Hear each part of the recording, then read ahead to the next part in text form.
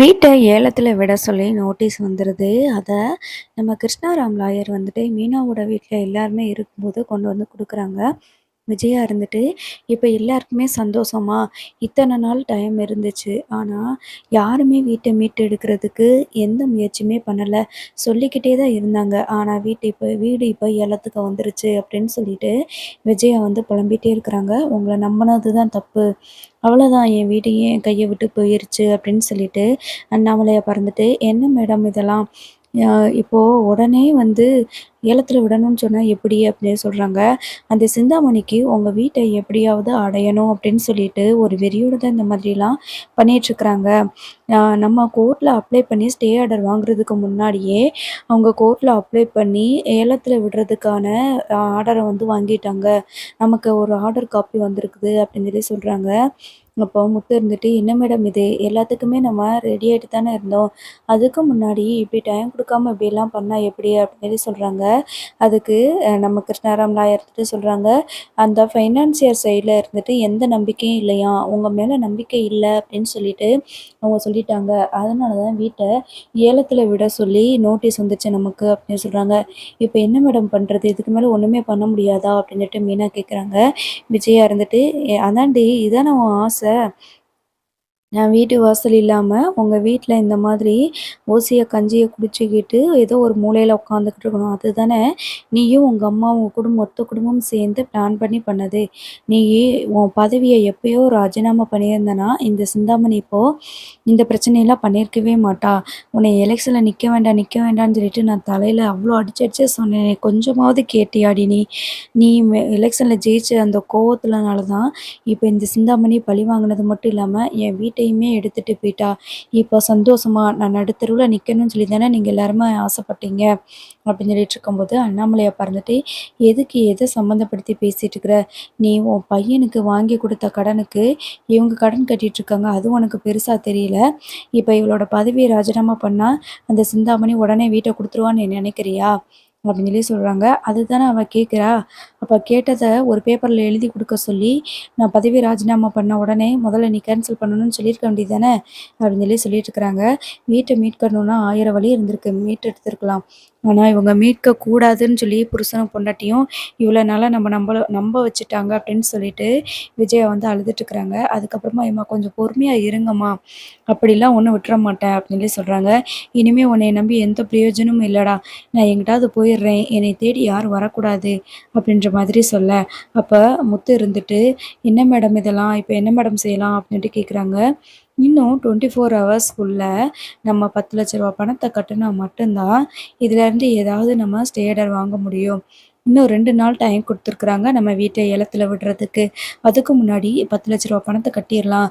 இன்னும் 2 நாளா இன்னைக்கே நம்ம கட்டுனா மட்டும் தான், திருப்பி நாளைக்கு இது ஸ்டே ஆர்டருக்கான காப்பி வரும் நமக்கு. அப்பத்தான் நம்ம வீட்ட வந்து ஏலத்துல விடாம மீட்க முடியும். அப்படின்னு சொல்ல, இப்ப ரூ. 10,00,000 கட்டணும்னு சொல்லிட்டு நம்ம அ முத்துவும் சரி, மீனாவும் சரி ரொம்பவே வந்து மனசுல கஷ்டப்பட்டுட்டு இருக்கிறாங்க. ரூ. 10,00,000 உடனே வேணும்னா என்ன பண்றது? அப்படின்னு சொல்லிட்டு, ஸோ இத்தன நாளா அதத்தான் ரெடி பண்ணிட்டு இருந்தாங்க. அந்த நேரம் பார்த்தீங்கன்னா, கரெக்ட்டா ஸ்வேதா வராங்க. ஸ்வேதா வந்துட்டு, "அண்ணே நான் தான் சொன்னேன்ல, ரூ. 5,00,000 பணம் நான் தர்றேன்னு சொல்லிட்டு, நீங்க தான் வேணாம் வேணாம்னு சொல்லிட்டு இருக்கீங்க" அப்படின்னு சொல்லிட்டு, ரூ. 5,00,000 பணத்த கொண்டு வந்து குடுக்குறாங்க நம்ம முத்துவோட கையில. "மிச்சம் இருக்கிற 5,00,000 மட்டும் நீங்க ரெடி பண்ணுங்கண்ணே" அப்படின்னு சொல்லி சொல்றாங்க. அப்பதான் முத்து இருந்துட்டு, முத்துவோட காரு மொத நம்ம முத்துவுக்கு மீனா வாங்கி குடுத்த கார தான் வந்து நம்ம முத்து வந்து விக்கலான்னு சொல்லிட்டு போறாங்க. ரூ. 4,00,000 வித்துறலாம் அப்படின்னு சொல்லிட்டு.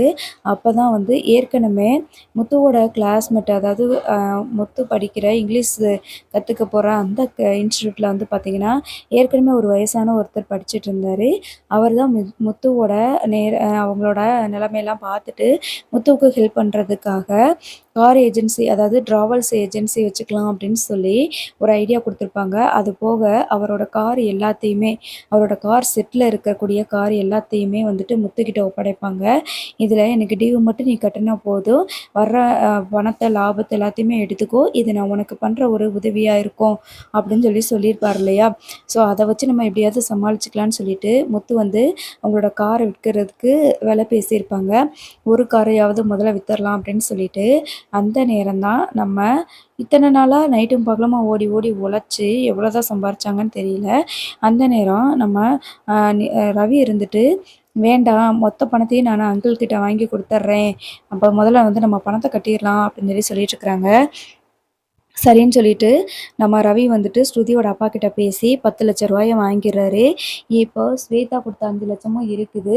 நம்ம முத்துவுமே வந்து மீனா வாங்கி குடுத்த கார விலை பேசி ரூ. 4,00,000 மொத்தம் ரூ. 9,00,000 ரெடி பண்ணிர்றாங்க. இனி ரூ. 1,00,000 மட்டும் தேவைப்படுதே அப்படின்னு சொல்லிட்டு முத்து வந்து நெனச்சிட்டுருக்குறாங்க. அப்பதான் நம்ம ஆ சத்யாவோட அம்மா, அதாவது மீனாவோட அம்மா இருந்துட்டு, "நான் கொஞ்சம் பணம் சீட்டு போட்டு வச்சிருந்தேன். அதில எனக்கு ஒரு ரூ. 1,00,000 வந்து சீட்டு முடியறதுக்கு முன்னாடி எடுத்து குடுத்துர்றேன்னு" சொல்லிட்டு அவங்க ஒரு ரூ. 1,00,000 குடுத்துறாங்க. ஆக மொத்தம் ரூ. 10,00,000 இந்த முத்து வந்து சேர்த்துர்றாங்க. இன்னொரு பக்கம் நம்ம ரவி இருந்துட்டு அவங்க அங்கிள் கிட்ட பேசி, அதாவது ஸ்ருதியோட அப்பா கிட்ட பேசி அவங்களும் ஒரு 10,00,000 ரெடி பண்ணிடுறாங்க. இப்போ கோர்ட்ல போயிட்டு குடுக்கணும். கோர்ட்ல வந்து தெரிஞ்சவங்க வந்து நம்ம கிருஷ்ணாராம் லாயர் வந்துட்டு ஏற்கனவே அவங்க வந்து வீட்ட ஏலம் விடுறதுக்கு நோட்டீஸ் அனுப்பிட்டாங்க. இப்ப எனக்கு தெரிஞ்சவங்க மூலியமா அந்த ஜட்ஜ போயிட்டு பார்க்கலாம் அப்படின்னு சொல்லிட்டு பிளான் பண்ணிட்டுருக்காங்க. பட் அப்போ கோர்ட்ல வந்து அவர் வரல அப்படின்றதுனால, ஜட்ஜ் வரலன்றதுனால, வேற வழி இல்ல. என்ன பண்றதுன்னு ஒண்ணுமே புரியல அப்படின்னு சொல்லிட்டு புலம்பிட்டு இருக்கிறாங்க. இன்னொரு பக்கம் சிந்தாமணி வந்து வீட்ட ஏலத்துக்கு விடுறதுக்கு ரொம்ப மும்முரமா எல்லா வேலையும் பார்த்துக்கிட்டு இருக்கிறாங்க. அந்த வீட்ல நோட்டீஸ் ஏலம் விடுறதுக்கான நோட்டீஸ்லாம் ஒட்டிட்டு இருக்கிறாங்க.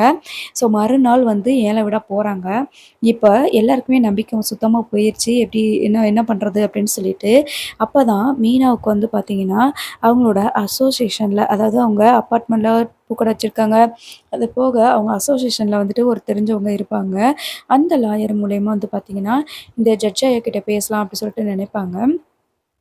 கடைசில அவங்க யாருன்னு பார்த்தா, நம்ம முத்துவுக்கு முத்து வந்து ஹெல்ப் பண்ணாரு இல்லையா? ஒரு பொண்ணு புத்தி சுகம் இல்லாம இருந்துச்சு. அவங்க கிட்ட போயிட்டு நம்ம முத்து வந்து அந்த பொண்ண தேடி கண்டுபிடிச்சு பத்திரமா அவங்கள வீட்ல இறக்கி விட்டாங்க இல்லையா? அவங்க தான். ஸோ இப்ப நம்ம முத்துவுக்கு வந்துட்டு அவங்க நம்ம மீனா போயி அந்த லேடி கிட்ட பேசிட்டு இருக்கும்போது, நம்ம முத்துக்கு வராங்க. இவங்கள தான் ஏற்கனவே தெரியுமேன்னு சொல்லிட்டு, "உங்க மக எப்படி இருக்கா?" அப்படின்னு சொல்லிட்டு கேட்டுட்டு இருக்கிறாங்க. அ ஏற்கனவே இவங்கள தெரியுமா? இவங்க வீட்ல தான் நான் பூ குடுத்துட்ருக்கிறேங்க. இவங்களோட ஹஸ்பண்ட் வந்துட்டு ஜட்ஜு தான், நீதிபதியா தான் இருக்கிறாரு அப்படின்ற மாரி சொல்றாங்க. "ஓ! அப்படியா?" அப்படின்னு சொல்லிட்டு, "என்னாச்சுப்பா முத்து?" அப்படின்னு சொல்லிட்டு அதாவது அந்த லேடி வந்து கேட்குறாங்க. முத்து வந்து நடந்த விஷயங்கள் எல்லாத்தையுமே சொல்றாங்க. "நீங்க என் பொண்ண பத்திரமா மீட்டு எடுத்து குடுத்துருக்கீங்க. அதுக்கு நான் ஏதாவது உங்களுக்கு உதவி பண்ணணும்னு நெனச்சுக்கிட்டே தான் இருந்தேன். இந்த வாய்ப்ப நான் பயன்படுத்தி கண்டிப்பா இதுக்கு நான் வந்து உங்களுக்கு உதவி பண்றேன். என் வீட்டுக்கார்கிட்ட இத பத்தி பேசுறேன்" அப்படின்னு சொல்ல, உடனே சரின்னு சொல்லிட்டு, இவங்க என்ன பண்றாங்க அப்படின்னா, அந்த லேடியோட வீட்டுக்கு வந்து போறாங்க. அங்க போயிட்டு நம்ம முத்துவும், மீனாவும் ரூ. 10,00,000 பணத்த கொண்டு வந்து அந்த நீதிபதி கிட்ட வந்து குடுக்குறாங்க. "எப்படியாவது என்னோட வீட்ட வந்து நான் மீட்கணும். அந்த வீட்ல எங்க அப்பாவும், அம்மாவும் கஷ்டப்பட்டு வாழ்ந்தாங்க. அந்த சிந்தாமணி தான் இப்படியெல்லாம் பண்ணிட்டுருக்கான்னு" சொல்லிட்டு நடந்த விஷயங்கள் எல்லாத்தையுமே சொல்றாங்க. புரியுது. அப்போ இந்த விஷயத்துல உங்களுக்கு நான் கண்டிப்பா உதவி பண்றேன் அப்படின்னு சொல்லிட்டு, உடனே என்ன பண்றாங்கன்னா, அந்த ஏலத்துல விடுறதுக்கான அந்த ஆர்டர வந்து கேன்சல் பண்ணிட்டு, ஜப்தி பண்றதுக்கு ஸ்டே ஆர்டர் வந்து ஆர்டர் போடுறாரு இந்த நீதிபதியா வந்துட்டு. இப்ப ரூ. 10,00,000 பணத்த குடுத்துருக்காங்க. அது போக நம்ம ரவி வேற ரூ. 10,00,000 ரெடி பண்ணி வச்சிருப்பாரு. பட் இந்த ரூ. 10,00,000 குடுத்த உடனே, இவங்க ஜட்ஜ் ஐயா வந்து இப்படி சொல்ல உடனே, ஆர்டர் காப்பி வந்து நம்ம முத்து கையில வந்து கிடைச்சிருது. இன்னொரு பக்கம் வீட்ட ஜப்தி பண்றதுக்காக, ஏலம் விடுறதுக்காக சில ஆஃபீசர்ஸ்லாம் வந்து உட்காந்துக்கிட்டு இருப்பாங்க. ஏலம் கேட்குறவங்க கேட்கலாம் அப்படின்னு சொல்லிட்டு இருக்கும்போது, அந்த ஏலம் விட இடத்துக்கு அந்த வீட்டோட பேர் யார் பேர்ல இருக்கோ அவங்க வந்து உட்காந்துருக்கணும். அப்படிதான் நம்ம விஜயாவும், அண்ணாமலை அப்பாவும் வந்து உட்காந்துட்டு வருத்தப்பட்டுட்டு இருக்கிறாங்க. கடைசி நிமிஷம் வரைக்கும் இந்த முத்துவையும், உங்க மகன் முத்துவையும், அந்த மீனாவையும் மலை மாதிரி நம்பியிருந்தீங்க. இப்ப இப்படி ஒரு நிலைமை வந்துருச்சு பாருங்க அப்படின்னு சொல்லிட்டு, விஜயா வந்து அழுதுட்டே இருக்கிறாங்க. எனக்கு இந்த கொடுமை எல்லாத்தையும் பார்க்குறதுக்கு மனசுல தெம்பே இல்ல அப்படின்னு சொல்லும்போது, இங்க இருக்க மாட்டேன்னு சொல்லிட்டு விஜயா கிளம்புறாங்க. அப்போ அந்த ஆஃபீஸர்ல ஒருத்தவங்க, "நீங்க இந்த வீட்ல இருந்து தான் ஆகணும். வீட்ட ஏலத்துக்கு விடம்போது வீட்டோட உரிமையாளர்கள் வந்து இருக்கணும்" அப்படின்னு சொல்லுவாங்க. இன்னொரு பக்கம் சேர்ல வந்து பார்த்தீங்கன்னா, இந்த சிந்தாமணி தெனாவட்டா உட்காந்துட்டு, அப்படியே நடக்கிறது எல்லாத்தையும் வேடிக்கை பார்த்துட்டு சந்தோஷப்பட்டுட்டு இருப்பாங்க. இப்போ விஜயா இருந்துட்டு, "நீலாம் நல்லாவே இருக்க மாட்ட. நாசமா தாண்டி போவ. இப்படி நீ வந்து அடுத்தவங்க வீட்ட அபகரிக்கிறேல்ல, நீலாம் நல்லாவா இருப்ப?" அப்படி இப்படின்னு சொல்லிட்டு இருக்கும்போது, அங்க இருக்கிற போலீஸ்காரர் என்ன செய்வாருன்னா, "இப்படிலாம் கத்திட்டு இருக்கக்கூடாது. இது வந்து கோர்ட்டோட ஆர்டர். கோர்ட் ஆர்டர மீறிட்டீங்க அப்படின்னு சொல்லிட்டு, நான் வந்து உங்க மேல கேஸ் போட்டுருவேன்." அப்படி இப்படின்னு சொன்னதுனால, அப்படியே அமைதியா இருக்கிறாங்க. வேற வழி இல்ல. தலைக்கு மேல போயிருச்சு. இனிமே ஒண்ணும் பண்ண முடியாது. அப்படின்னு நம்ம அண்ணாமலை அப்பா சொல்லிட்டு இருக்கிற நேரத்தில தான் ஏலத்துக்கு விட போறாங்க. இதோட ரேட்ட சொல்லி ஏலத்த ஆரம்பிக்க போம்போது, கிருஷ்ணராம் லாயர் கூட சேர்ந்து நம்ம முத்துவும், மீனாவும் வராங்க. வந்துட்டு நிறுத்துங்கன்னு சொல்லிட்டு நிறுத்துறாங்க. ஏலம் விட போற இடத்துல உங்களுக்கு என்ன வேல? தேவையில்லாமலாம் இந்த மாதிரி இது இது பண்ணிட்டு இருக்காதீங்க. டயத்த வேஸ்ட் பண்ணிட்டு இருக்காதீங்க. சார் நான் தான் கோர்ட்ல ஸ்டே ஆர்டர் வாங்கிட்டு அது ஏலத்துல விடுறதுக்கு ஆர்டர் வாங்கிட்டேன்ல சார். அதுதான் அத தானே நீங்க பண்ணிட்டு இருக்கிறீங்க. இவங்க வந்து நிப்பாட்டிட்டு ஏதோ புதுசு புதுசா ஏதோ பிரச்சனைய கிளப்பிட்டு இருக்காங்க சார். வேலைய கெடுத்துட்டு இருக்கிறாங்க. அப்படின்னு சொல்லி சொல்லும்போது, உடனே கிருஷ்ணாராம் நாயர் இருந்துகிட்டு, அ அவங்க கொண்டு வந்த ஆர்டர் காப்பிய வந்து காட்டுறாங்க. உடனே அந்த வீட்ட ஏலத்துக்கு விடுறதுக்காக கோர்ட்ல இருந்து வந்திருக்கிறவங்க அதெல்லாம் பார்த்துட்டு ரீட் பண்ணி பார்க்குறாங்க. பார்த்துட்டு சிந்தாமணிக்கு ஒரே பதட்டமா இருக்குது. என்னது இது? இவங்க என்னத்த கொண்டு வந்து குடுக்குறாங்க? அப்படின்னு சொல்லிட்டு பார்த்துட்டு இருக்கும்போது, அப்போ இந்த வீட்ட வந்து ஏலத்துக்கு விடல. இவங்க ஸ்டே ஆர்டர் வாங்கிட்டாங்க அப்படின்னு சொல்லிட்டு அனௌன்ஸ் பண்றாங்க. சிந்தாமணி வந்துட்டு, "என்ன சார் சொல்றீங்க? வீட்ட ஏலத்துக்கு விடலையா? அது எப்படி சார் முடியும்? நான் தான் வீட்ட ஏலத்துக்கு விடணும்னு சொல்லிட்டு கோர்ட்ல ஆர்டர் வாங்கியிருக்கிறேன்ல." அப்படின்னு சொல்லி சொல்றாங்க. அதே மாரி தான் இவங்களும் ஸ்டே ஆர்டர் வாங்கியிருக்கிறாங்க அப்படின்னு சொல்லி சொல்றாங்க.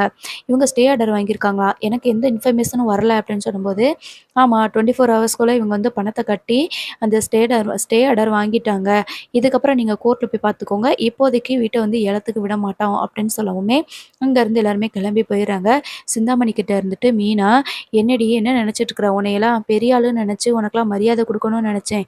இனிமே உனக்கு மரியாதையே கிடையாது. என் வீட்ட நீ ஏலத்துக்கு விடுற அளவுக்கு வந்துட்டியா?" அப்படி இப்படின்னு சொல்லிட்டு மீனா திட்டிட்டு இருக்கிறாங்க. விஜயா இருந்துட்டு, இப்ப பாத்தியா, நல்லவங்க பக்கம் தான் எப்பயுமே வந்து கடவுள் துணை இருப்பாங்க. என்னமோ ஆட்டமா ஆடிட்டு இருந்த, வீட்ட ஏலத்துக்கு விட போறோம் அப்படின்னு சொல்லிட்டு, உன்கிட்ட வந்து கெஞ்சவும் நெனச்சுக்கிட்டு இருந்தியா? அப்படின்னு சொல்லிட்டு விஜயாவும் அவங்க பங்குக்கு திட்டிட்டு இருக்கிறாங்க. இத நான் சும்மா விட மாட்டேன். இன்னைக்கு வேணா வீடு ஏலத்துக்கு போகாம இருந்திருக்கலாம். நான் கோர்ட்ல உங்கள பாத்துக்கிறேன். கண்டிப்பா இந்த வீட்ட நான் ஏலத்துக்கு விடுவேன். ஆனா இந்த வீட்ட பூட்டி சீல் வச்சது வச்சது தான். திரும்பவும் உங்கள இந்த வீட்டுக்குள்ள போக விட மாட்டேன் அப்படின்னு சொல்லிட்டு, சவால் விட்டுட்டு சிந்தாமணி அங்கருந்து கிளம்பிர்றாங்க. அதுக்கப்புறமா அண்ணாமலை அப்பா கிட்ட வந்து முத்து வந்து "சாரிப்பா, கொஞ்சம் என்னை மன்னிச்சிருப்பா. உங்கள இந்த நிலைமைக்கு கொண்டு வந்துட்டேன்." அப்படின்னு சொல்லிட்டு மன்னிப்பு கேட்டுட்டு இருக்கிறாங்க. "நீ என்னடா பண்ணுவ? நீ எல்லாம் எதுவும் நீ எதுக்கு ஃபீல் பண்ணிக்கிட்டு இருக்கிற? இதெல்லாம் தலையெழுத்து." அப்படின்னு சொல்லி சொல்லும்போது, விஜயா இருந்துட்டு, "நீ என்னடா இப்ப வந்து இருக்கிற? இது கொஞ்ச நேரத்துக்கு முன்னாடியே வந்திருக்கலாம்ல. இந்த அவமானம்லாம் படட்டும்னு சொல்லி உன் பொண்டாட்டி சொன்னாளா?" அப்படின்னு சும்மா எதுக்கு எடுத்தாலும் அவளையே சொல்லாதீங்கம்மா. அவ இல்லைன்னா, இப்போ இந்த மாதிரியே கிடைச்சிருக்காது அப்படின்னு சொல்லி, இந்த ஸ்டே ஆர்டரே கிடைச்சிருக்காது அப்படின்னு சொல்லிட்டு முத்து சொல்றாங்க. "என்ன அவ பதவிய ராஜினாமா பண்ணிட்டாளா?" அப்படின்னு சொல்லி கேட்கும்போது, "இவ மீனா பதவிய ராஜினாமா பண்ணாலும், சிந்தாமணி இந்த வீட்ட ஏலத்துக்கு விடுறது விடுறது தான்." அப்படின்னு சொல்லி நம்ம அண்ணாமலை அப்பா வந்து சொல்லிட்டுருப்பாங்க. "அப்ப எப்படிடா முத்து இந்த வீட்ட ஸ்டே ஆர்டர் எப்படி வாங்குன?" அப்படின்னு சொல்லி கேட்குறாங்க. "பணத்த எப்படி ரெடி பண்ணன்னு?" கேட்குறாங்க. "இல்லப்பா மீனா எனக்கு ஆசையா வாங்கி குடுத்த கார வந்துட்டு நான் வித்துட்டேன்ப்பா. அது போக ஸ்வேதா ஒரு ரூ. 5,00,000 குடுத்தாங்கப்பா." அப்படின்னு சொல்லி சொல்லிட்டுருக்கும்போது, அங்க ரவி வராங்க. ரவி வந்துட்டு ரூ. 10,00,000 பணத்த வந்து கொண்டுட்டு வராங்க. வீட்ட எப்படியாவது மீட்டுருவோம்னு நெனச்சுட்டு ரூ. 10,00,000 கொண்டு வந்தேன். என்னோட ஸ்ருதியோட அப்பாகிட்ட வாங்கி கொண்டு வந்தேன் அப்படின்னு சொல்லி சொல்றாங்க. "வேண்டாம் ரவி, நம்ம வீட்ட மீட்கிறதுக்கு நம்ம குடுத்தாச்சு. ஸ்டே ஆர்டரும் வாங்கியாச்சு. இன்னும் கொஞ்ச நாள்ல நமக்கு டைம் குடுத்துருக்காங்க. அதுக்குள்ள நம்ம வந்து பணத்த கட்டி நம்ம வீட்ட மீட்டுறலாம்." அப்படின்னு சொல்லி சொல்றாங்க. "சரி இப்ப வீட்டுக்குள்ள நம்ம போ முடியாதா?" அப்படின்னு கேட்கும்போது, "இல்ல நாளைக்கு வந்து கோர்ட் ஓப்பன் பண்றாங்க.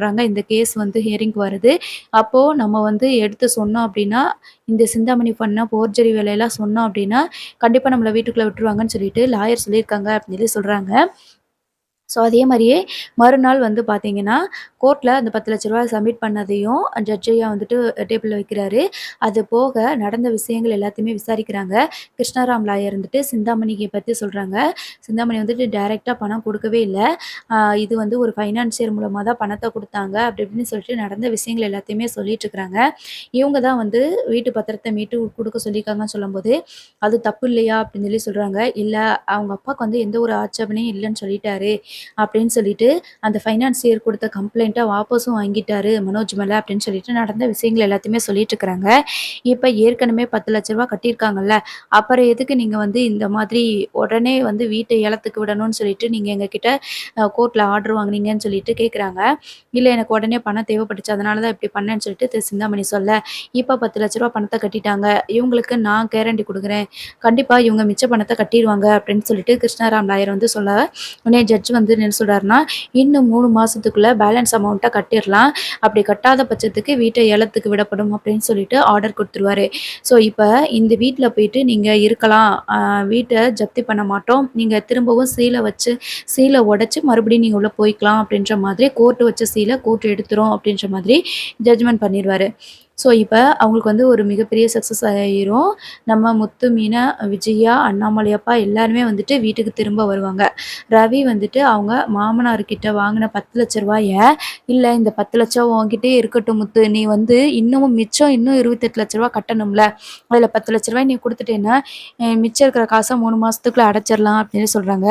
கடவுள் நமக்கு வழி விடுவார், அதெல்லாம் ஒன்றும் பிரச்சனை இல்லை, நீ இந்த பணத்தை போய் திருப்பி கொடுத்துரு ரவி, நீ அங்கெல்லாம் ஒன்றும் இருக்க வேண்டாம் அப்படின்ற மாதிரி முத்து சொல்லுவாங்க. ஸோ பார்ப்போம் அடுத்து என்ன நடக்குதுன்னு.